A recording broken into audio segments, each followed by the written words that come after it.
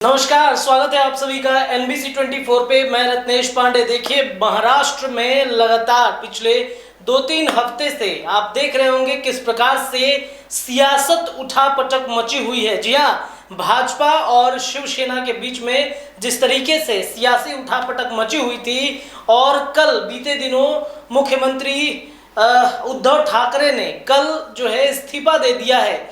इस्तीफा देने के बाद अब महाराष्ट्र में जो है बीजेपी की सरकार लगभग बननी तय हो गई है। इसको लेकर के देवेंद्र फडणवीस ने तैयारी जो है वो शुरू कर दी। आपको बता दें कि कल उद्धव ठाकरे अपने फेसबुक पेज पे लाइव आए थे देर रात और उन्होंने इस्तीफा दिया। फेसबुक पेज के माध्यम से ये सबको जानकारी दी कि वो महाराष्ट्र के मुख्यमंत्री पद से इस्तीफा दे रहे हैं। अब उनके इस्तीफा देने के बाद से कहीं ना कहीं बीजेपी जो है वो अब ये फिक्स हो गई है कि हमारी सरकार बननी तय हो गई है और देवेंद्र फडणवीस और उनके चाहने वालों के बीच में जो खुशियों का अंबार है वो बरसने लगा है और काफी खुश नजर आ रहे हैं, एक दूसरे को मिठाइयाँ खिलाते हुए नजर आ रहे हैं। तो अब देवेंद्र फडणवीस ने तैयारी शुरू कर दी है और जल्दी वो अपने पूरे एक कोर कमेटी के साथ बैठक करेंगे और बैठक के बाद से अपनी सरकार बनाने का ऐलान कर देंगे। तो महाराष्ट्र में लगातार पिछले 2-3 हफ्ते से सियासत उठापटक मची हुई थी,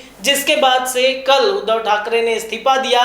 इस्तीफा देने के बाद अब देवेंद्र फडणवीस और उनके चाहने वाले तमाम जो उनके विधायक जो उनके साथ शामिल हैं वो काफी खुश है और अब जो है कहीं ना कहीं महाराष्ट्र में बीजेपी की सरकार जो है वो बननी तय हो गई है। आपको बताते चले कि सूत्रों के हवाले से ये खबर आ रही है कि देवेंद्र फडणवीस 1-2 दिन में मुख्यमंत्री पद का जो है वो शपथ ले सकते हैं। बुधवार की रात करीब 11 बजे उद्धव ठाकरे ने इस्तीफा देते ही खुद को ड्राइव कर राजभवन के लिए निकले थे। उसके साथ ही उनके कार में दोनों बेटे आदित्य और तेजस ठाकरे भी मौजूद थे। उद्धव अब राज्यपाल को इस्तीफा सौंपने पहुंचेंगे तो राज्यपाल ने उन्हें वैकल्पिक व्यवस्था बनाने तक अपने पद पर बने रहने को कहा।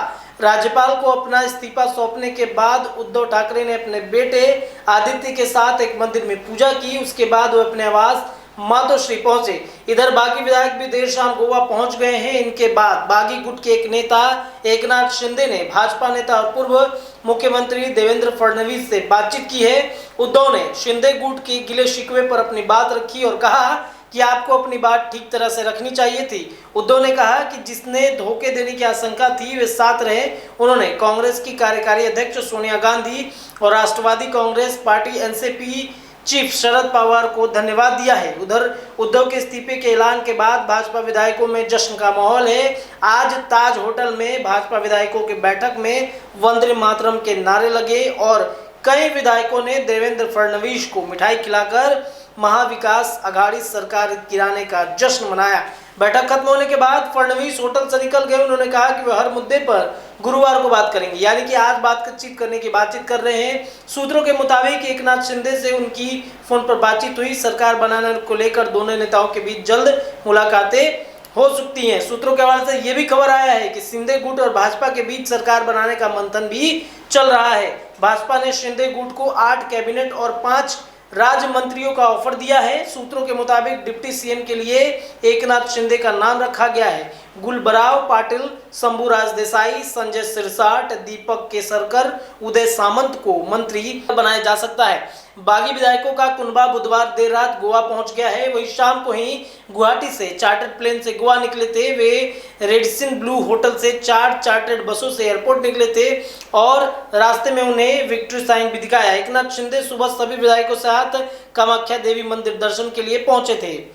बताया जा रहा है कि इन विधायकों को अब जो है मुंबई बुलाया जाएगा और अब महाराष्ट्र में जो है बीजेपी की सरकार बननी लगभग तय हो गई है। बहरहाल आप देखते रहिए NBC 24। बहुत बहुत धन्यवाद सभी दर्शकों का।